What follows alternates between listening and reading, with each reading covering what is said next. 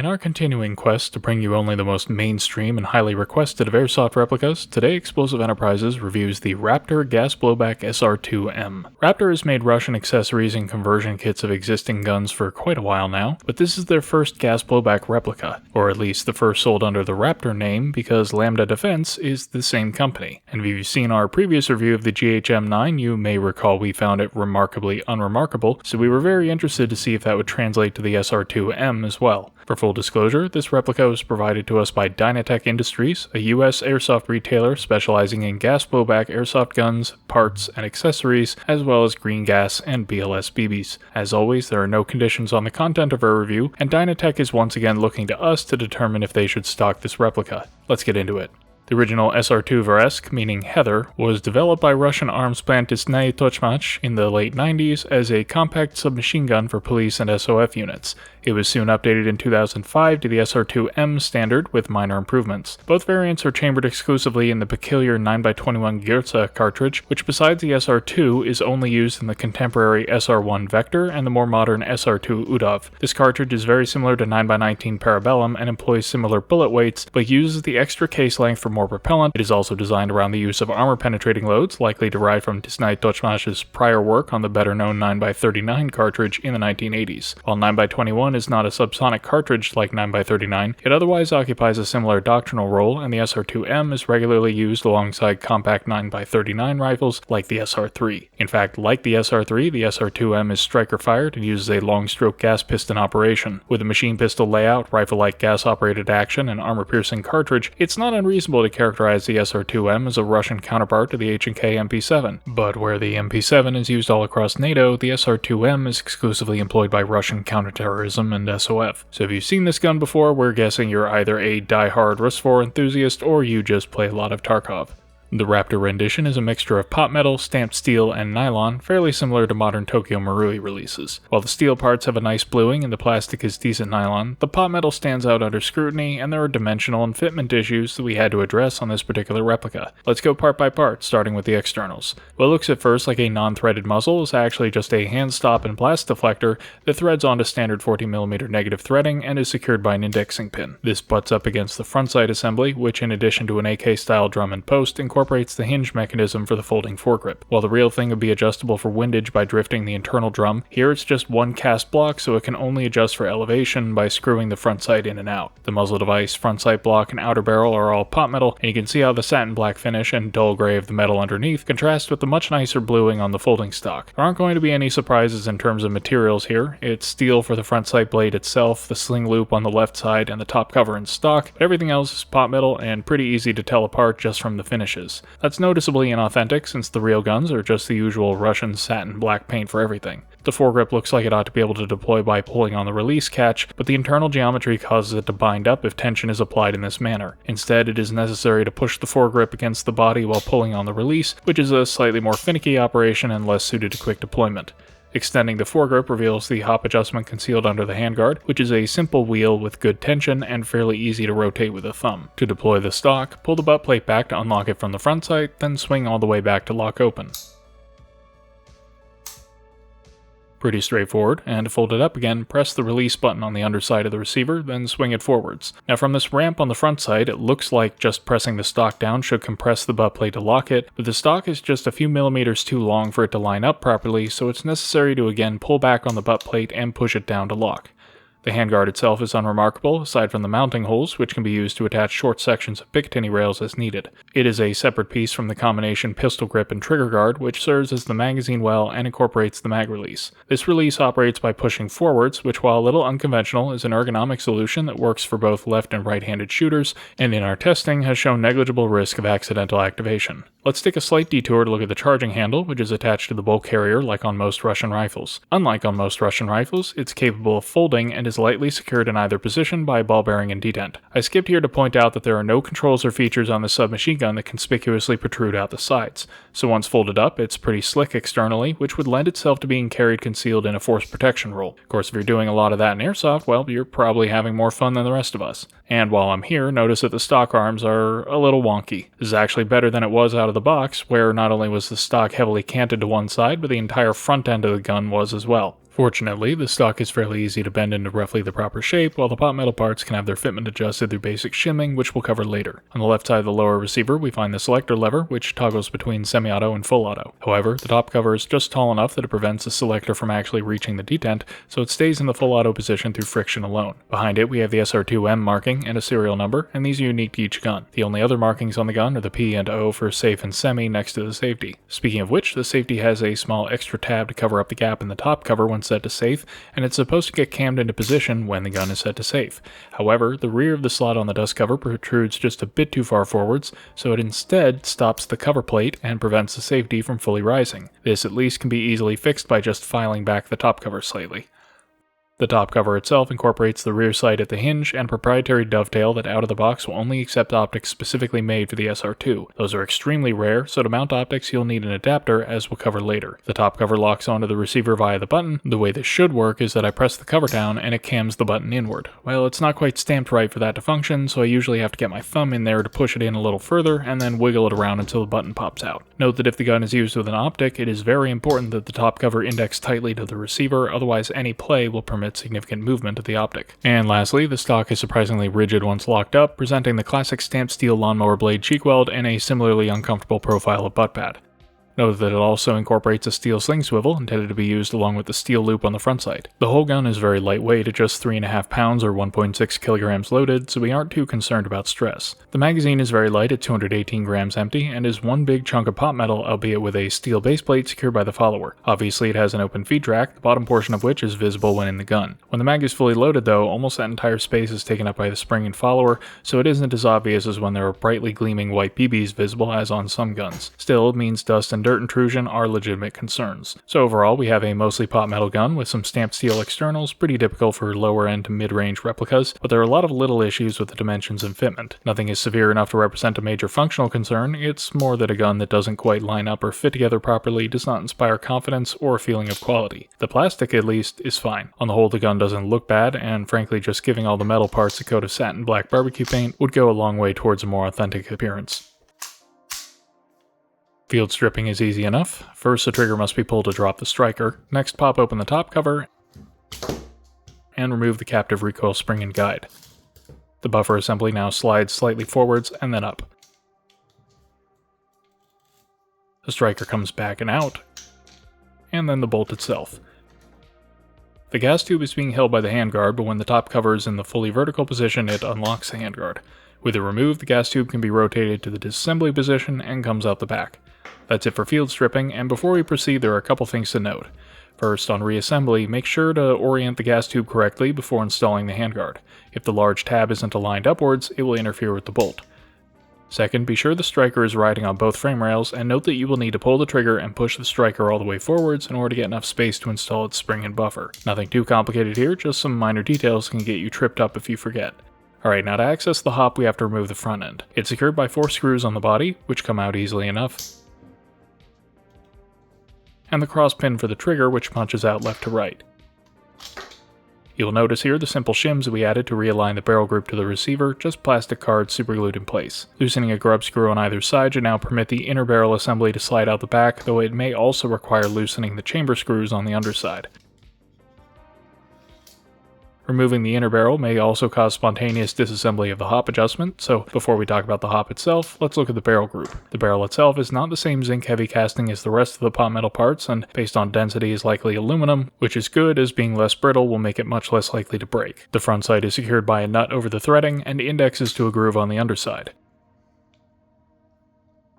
The barrel then indexes to the chamber with corresponding flats and is held by screws, so all the critical parts of this barrel group reliably align to one another. Now, I'll remove the hop wheel by prying its O-ring forwards, then sliding off the adjustment wheel. The hop adjustment is accomplished via this spring-loaded linkage, which I'll install, followed by the barrel group to hold it in place.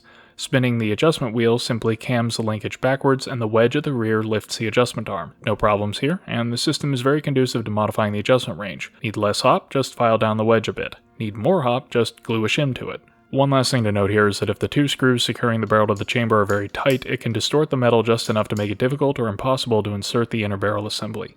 So the right order of operations here is to insert the hop arm, then insert the inner barrel assembly, then tighten the screws, and then finally seat the hop adjustment wheel in its O-ring. This isn't difficult at all, and overall we have no complaints about the outer barrel group, it just needs to be done in the right order. So now looking at the inner barrel group, we find a typical clamshell design held together by a single screw. The bucking is something like a legally distinct unicorn bucking with that characteristic V-shaped contact patch.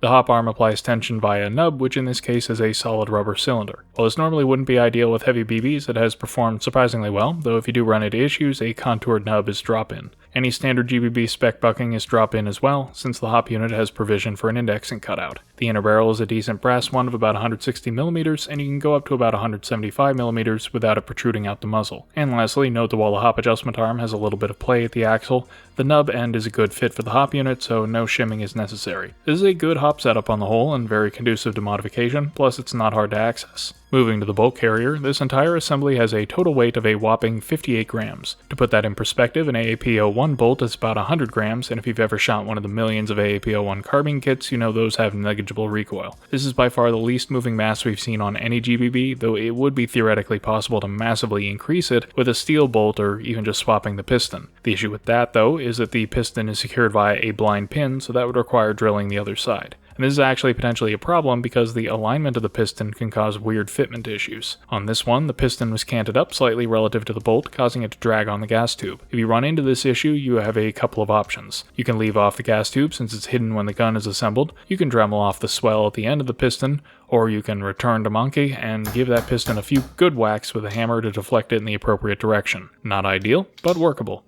Anyways, notice how the nozzle has very little travel, which sharply limits the amount of time the carrier has to build pressure and get moving before the nozzle yanks back and it starts to vent. Coupled with the very low mass, that means it doesn't build much recoil energy at all, which will have implications for function as well as shooting feel. And also there is no nozzle return spring, and let's explore why that's potentially an issue. If I remove these two screws on the front of the carrier, then the nozzle and nozzle guide come out the front, exposing the piston head. By removing one screw, I can remove the front plate, which holds the main sealing O-ring. This is 12mm inner diameter, 16mm outer diameter, 2mm cross section, and is a perfect fit for the 16mm inner diameter nozzle. That tight fitment matters because while it does seal well, any contamination or loss of lubrication may create enough friction to bind the nozzle up in the bolt. That can lead to feed issues or overchambering of the BB, which will cause inconsistent hop. To Raptor's credit, this is very thoroughly lubricated from the factory, but you'll need to make sure it stays that way or it will cause problems that can be difficult to diagnose. In any case, knocking out a single cross pin on the nozzle frees the rocket valve and spring, which are both odd designs. They work fine though, and our usual method of gluing in tubing to reduce the rocket valve inner diameter will reliably reduce power. Out of the box, the gun does about 1.35 joules with .32s, so that will be needed to get it under a joule, but this is fairly easy to access. Drilling and tapping for a grub screw to make it adjustable also ought to be feasible, but there isn't a lot of material here, so getting it aligned well and keeping it aligned could be an issue. There's definitely opportunity here for an injection molded or perhaps even 3D printed adjustable replacement. Regardless, on reassembly, just be careful about getting the cross pin aligned, as it needs a little bit of guidance to properly line up with the far hole. The recoil spring is captive on a telescoping guide rod, similar in concept to an AK's, and this is a fairly strong spring relative to the non-existent bolt mass. If you're guessing that this will result in a high cyclic rate, you are correct, but we'll get to that. However, it may not be viable to replace the spring with a weaker alternative because the bolt carrier drags across the auto sear for the last inch or so of travel, and even with the stock spring it can hang up if it doesn't have enough momentum. On some guns it could get stuck even with momentum, which can apparently be fixed by swapping the auto sear spring and the hop linkage spring with one another. Now's a good time as any to mention the striker, which replicates the design of its real counterpart. This has no moving parts, it's just a block that fits into the bolt carrier and pushes the valve knocker on the underside. It has its own spring and guide, which incorporates a rubber buffer. In theory, it might be possible to cut down or remove this buffer to get an extra half inch or so of travel, but we highly recommend against it. Not only does that expose the rear of the receiver to more shock from impact, but because the striker bottoming out here is what actually stops the bolt carrier, it could cause damage to the striker as well. Also, note that since the bolt carrier has to push back against the striker during blowback, both the bolt carrier spring and striker spring contribute to the overall spring tension working against the bolt, and this may be why Raptor omitted a nozzle return spring, as that would be yet another spring it has to fight against. Anyways, let's look at the fire control. Basically, we have three sears here. The auto sear mentioned before blocks the striker until the carrier is fully in battery, then there's a disconnector right next to it, and a main sear on the opposite side. By default, the disconnector is lowered and the main sear is raised, holding back the striker, and on semi, pulling the trigger simply drops the main sear while raising the disconnector. On auto, the disconnector is blocked, so as long as the trigger is held, it drops the striker every time the auto sear trips. Simple enough. The problem is that the way this has been implemented results in a lot of trigger movement to produce any significant movement of these sears, and that means a very long trigger pull to fire the gun, and then it must completely return to the starting position to reset. This sucks, and it's worse than it looks, because what you see here is after we've modified it to shorten the trigger pull. To do that, you just need to glue a 1mm or so shim to the underside of the main sear, which if you're careful can be done without disassembling it. That lowers the main sear slightly, so it takes less of a trigger pull to release the striker. We then added a shim to the trigger itself, limiting the travel to the new shortened pull. The trade-off here is that this means less of the main sear contacts the striker at rest, and less of the disconnector contacts the striker when shooting. These parts are all pot metal and interacting with a pot metal striker, so this will accelerate wear, and any modifications you make are at your own risk. It's frustrating because if this fire control group were steel, it would be very easy to make it work with a short trigger pull and very little sear contact with the striker, but as it stands, there's only so much you can shorten it before the sears crumble like a Nature Valley bar and it starts going full auto on semi. You may also notice some wear occurring on the auto sear. This should smooth out with use, but if it instead becomes rough enough to impede cycling of the bolt, it can be fixed with just a bit of sanding. Lastly, if it becomes necessary to replace any of the fire control parts, just note that you disassemble this fire control group by first removing the barrel assembly as shown earlier, and then that will allow these frame rails to pivot up and unhook from the back, and that will free the selector and safety. From there, it's pretty straightforward. We just don't recommend doing it unless you really have to,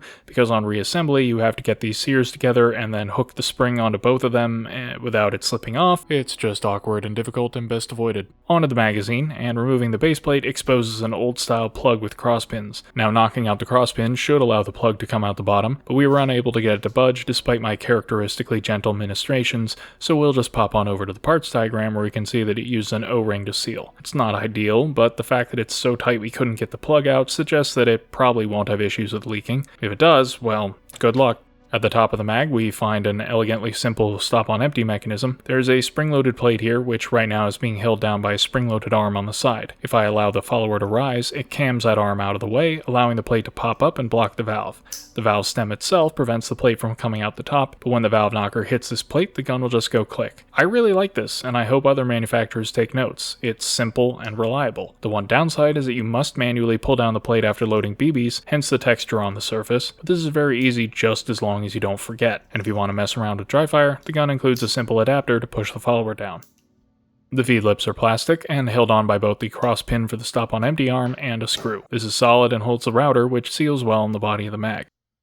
To access the output valve, it is necessary to remove that cross pin, then push in the valve and slide the plate past. It's unremarkable though, so we won't go into further detail. Going back to the feed lips, notice how contoured they are to the shape of a BB. Unfortunately, it is difficult to load through the feed lips, and we found it necessary to pull down the follower and then either squirt BBs through the feed lips or into the feed track, which is not ideal for reloading in the field. It has a capacity of 42 BBs and 16 grams of propane, though note that it will siphon propane on full auto or rapid semi beyond about 8 grams. Lastly, we should mention that early mags had issues with reliably feeding through the top of the feed channel. This appears to have been resolved in later batches. Okay, so time to summarize the internals. Well, there's nothing egregiously bad, and some parts that are actually pretty good, like the barrel and top design, and the simple and reliable stop-on-empty mechanism. On the flip side, there are some things that really aren't optimal, like the mile-long stock trigger pull, which the all-pot metal fire control makes impossible to fully rectify, and others that are just weird, like the featherweight bolt with no nozzle spring and the funky rocket valve. This isn't one of those guns that barely works but can be corrected into something great. Instead, it's one of those guns with no major deal breakers out of the box, but with design and materials that impose sharp limits on how much it can be improved.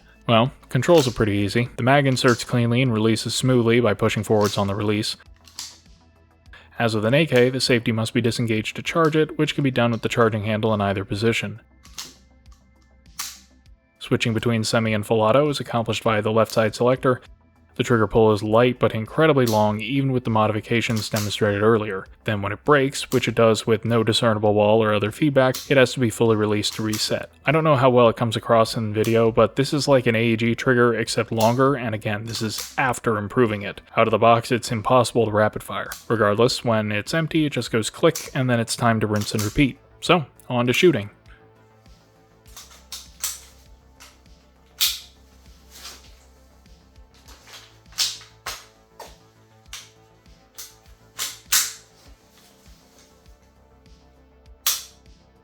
Oops, killed in the streets. Not that this is the only gun with a manual reset of the stop on empty, but it's definitely something you need to remember. Anyways. This reminds me of a staple gun I used at an old job. It makes a pop that's loud as hell, but there's no recoil to it whatsoever. I mean, I'm pretty sure I've shot EBBs that shake more than this, and the AEG-like trigger doesn't help with that impression. It does at least cycle quickly, but I can't help but feel like this is 2 steps removed from an HPA engine. Anyways, in semi-auto on a 16-gram fill, we see about 130 shots before it goes click, and to its credit it feeds and cycles right up to the end. In practice, that means 3 full mags, though cooldown is noticeable in the third. And while 8 shots per gram is better than a TMMWS, it's less efficient than VFC rifles pushing 5 times more bolt carrier mass. In full auto, the first mag siphons so heavily that the gun can be seen ejecting BBs without firing them, and burns through all but 5 grams of gas just to clear the mag. So we tried refilling to half full, 8 grams, and now it doesn't siphon, but there are still some noticeably weak shots due to overchambering.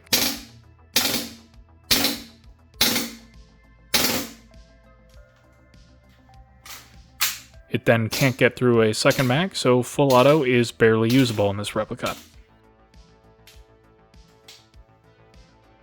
And lastly, with the mag chilled to a bit above freezing, it surprisingly cycles pretty well.